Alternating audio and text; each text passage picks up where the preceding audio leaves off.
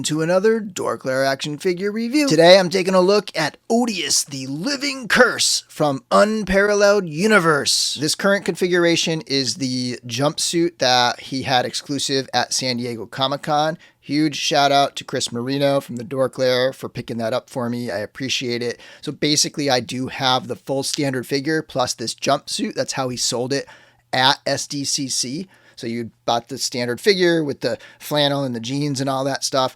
And then the suit by Rebel 10 was sort of added on to the figure. So I have it in the suit now, but I will go over the full standard version of Odious, which is currently available from, I believe, Wade's website. You can order it. You can order it from like Big Bad Toy Store. Those are shipping now. He said that those are going to be shipping throughout the month of August, and he should probably have the entire Kickstarter shipment fulfilled by the end of August. Anyway, let's get into this review. Alrighty, zooming in for a close-up of Odious, a character that anybody who has been following Unparalleled Universe for the last however many years should be familiar with. I mean, I have a head sculpt. He was selling head sculpts for years, and now he's kind of brought it to the full blown action figure stage here, and it's quite impressive. This is a clothed figure, right? Like it's got layers of clothing, it's got jeans, a flannel, a jacket, a hoodie, and all that stuff. But then underneath, it's a fully sculpted figure, fully painted figure at that. So you could kind of go either way with it if you want. And then you could also swap it out for other clothes from your collection if you are a customizer. And just like a lot of really fun options here. This character is essentially like a Bigfoot Sasquatch type character.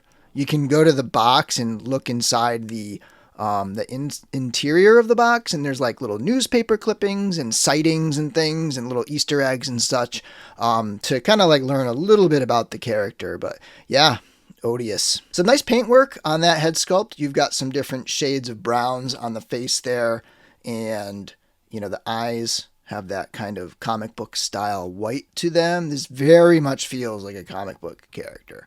And then there is like a little variation of color in the fur, and that goes throughout the whole figure. So you have blacks and browns there, giving it a little more depth than just, say, one solid color. So even though this is a clothed figure, it's fully painted throughout.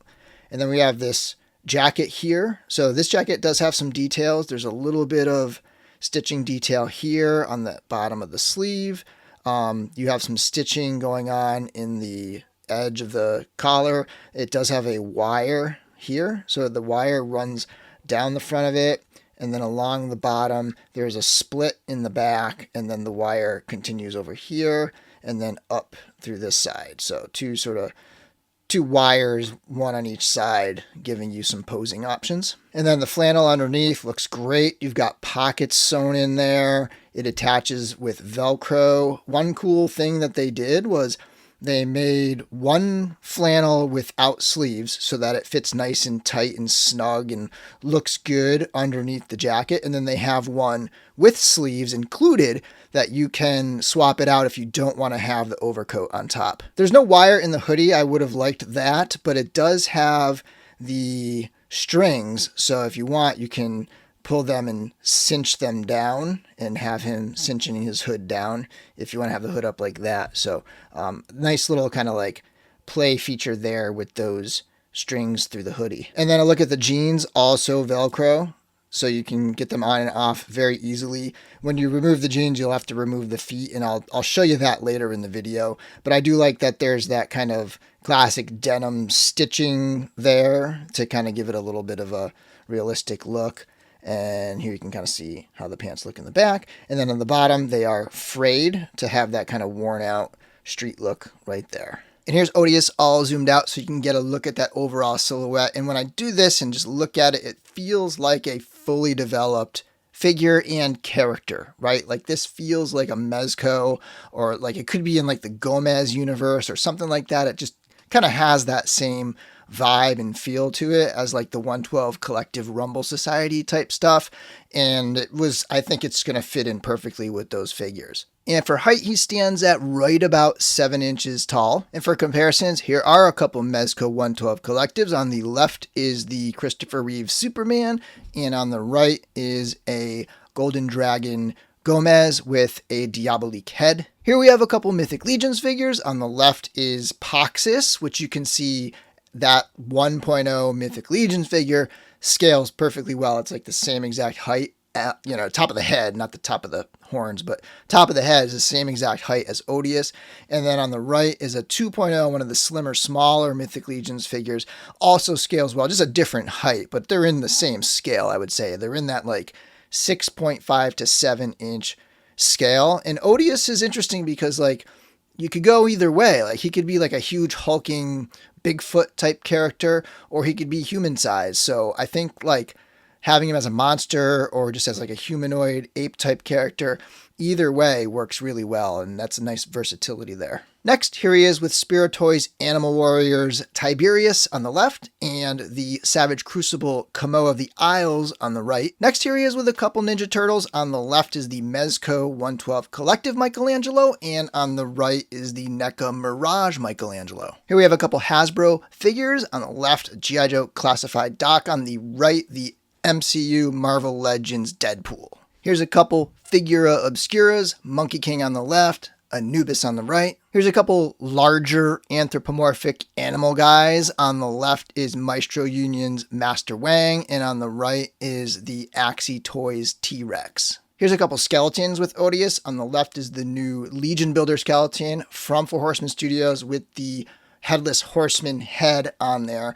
And on the right is the green skeleton from Storm Collectibles that came with one version of Motaro. I forget which version that came with. And finally, a couple more NECA figures. On the left, we have the original Alf release, which I think Alf would totally hang with Odious. And on the right is Warduke from their Dungeons & Dragons Ultimates line. Odious is fully loaded with tons of heads and hand sets. It has 8 sets of hands, including a pair of relaxed hands, regular gripping hands to grip the mace that he comes with, a pair of closed fists. He's got a pair of open, kind of splayed out hands, pair of clawing hands. He's got a pair of big, wide, kind of gripping hands or gesturing hands. This is pretty cool. Even though he doesn't come with a gun, he does have trigger finger hands. So if you want to pose him up with a weapon, with a firearm, then you can totally do that because he's got those trigger finger hands here. And then he's got a pair of pointing hands, and all of the hands have horizontal hinges. He comes with 5 different heads. Here's the first one. It's kind of a eyebrow raised, kind of maybe a slightly mischievous look. And then he has this head that is a growling or screaming or yelling head. This head is sort of like a confused, like thinking type look.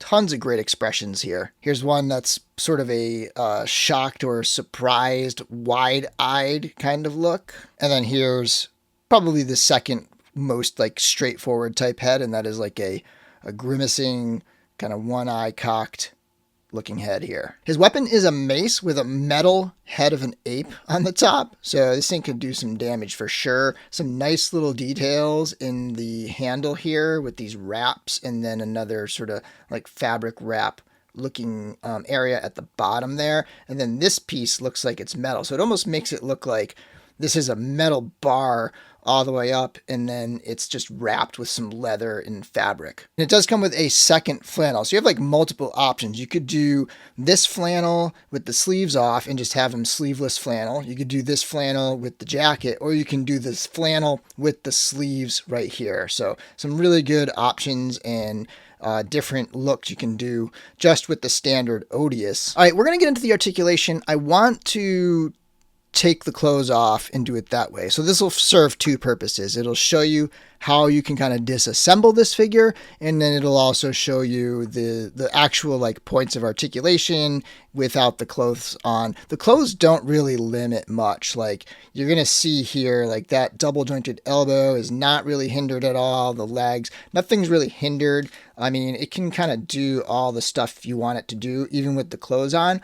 But I just want to show it without so that you can really get a look at that body underneath, because it's worth kind of showcasing the look of it, and you can kind of see the joints and get a good look at it.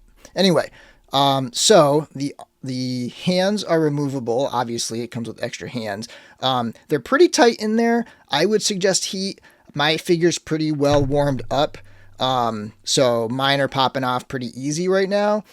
But on your first try especially, use heat. The head coming off is also kind of a thing.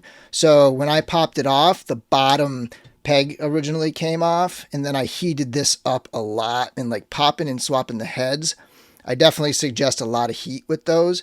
So just kind of be on the lookout there with the heads, and it can be kind of tough to pop it back on. And for the feet, you're definitely going to want to heat these ankles up.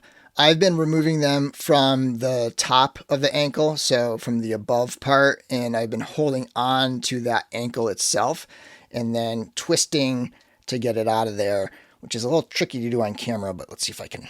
Yeah, there we go. And so you can kind of see that little bit of a mushroom peg on that side, and then let me get this other side out, and that pops out like that, and you can see that. I like going from the top. I haven't actually removed it from the bottom yet, so not sure what that looks like. And then once the hands and feet are off, you can slide the coat backwards and off of him, just gently.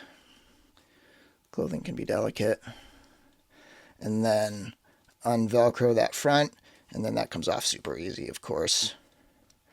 And then there we can kind of see the body underneath, which is fully painted. Then there's Velcro on the pants that you can undo and then just pull those pants down. And there you have it. So like there's the figure without anything on it. Let me put the hands and feet back on. Okay, there we go. That's how it looks without the clothes on. And you can see it is painted like the head. It's like the same kind of blacks and browns that give it a fur look to it. And it's fully sculpted underneath and everything. So this body is ready to go for like whatever other customs you might want to make with it, or throw some armor on it or something like that. But you could totally play around with that. So let's go to the articulation.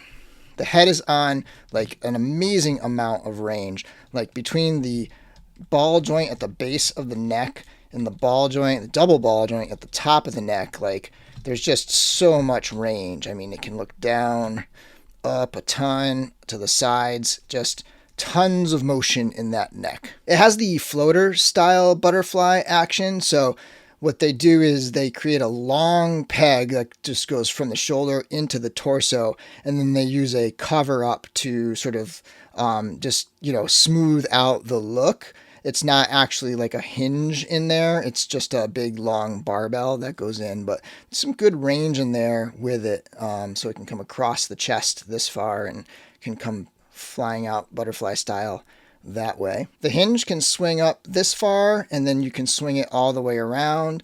And then there's a twist at the bicep. Tons of range in that double jointed elbow. You can even hyperextend it a little bit. There's a twist at the wrist and a hinge at that wrist as well. And all of the wrists have horizontal hinges like this one. A crazy amount of motion in the torso. You will get a little gap, but it's a clothed figure generally, so nothing to really like write home about there. And then it can come forward. So there's the backwards range and the forward range, and everything is like super smooth. This thing feels amazing. This is, as they say, hand candy. And then the waist also has a ton of range in there. The hips are on a pretty substantial ball joint, which gives it quite a good range of motion. So it can come up past that 90-degree mark. It can't really swing back too far, but you can go out into the splits. It does have essentially a twist up there because of that ball. Double jointed knees. Then you have a swivel at the ankle and a sort of split ball joint with a angled peg into the ankle. So tons of great range there in terms of the kind of like pivot motion. And then it does have some toe articulation. And even though it's got toe articulation, I feel like there's a lot of stability on these like large big feet, right? So this is just an absolute home run in terms of articulation. Just a ton of motion, a ton of range, just really feels good, super smooth joints, nothing super loose or anything, but nothing is like stuck or any of that stuff. It just feels really good right out of the box. While I have Odious apart, I thought I would just do a couple swaps. This is a Savage Crucible skirt piece. I believe it's from the Huntsman pack, but I would imagine since all of that first wave figures, they're all the same body, that any one of the skirt pieces should fit on Odious. And this looks pretty good. So this is a fantastic option if you're looking to kind of barbarian up your Odious figure. I'm absolutely in love with the Sorcerer Odious look right here. This is the cloth goods and belt from Samir Scrollwarder from Mythic Legions. So if you want to just like go full-blown fantasy wizard sorcerer Odious, this is an option right here. Anyway, that'll do it for my video. I think this figure is an absolute home run. It hits it on sculpt, on paint, on cloth goods, articulation. It kind of hits every note that you want a figure like this to hit. It feels very much like a Rumble Society kind of figure, top notch, really good quality. Congrats, Wade, for a successful launch. I'm really happy for you, man. This figure came out great. And he also showed a second version. It looked like a military Odious at SDCC. So I would be on the lookout for another Kickstarter at some point from Unparalleled Universe for that army version, you know, kind of like a G.I. Joe version of Odious. Anyway, thanks for watching my video, and until next time, may the Force be with you.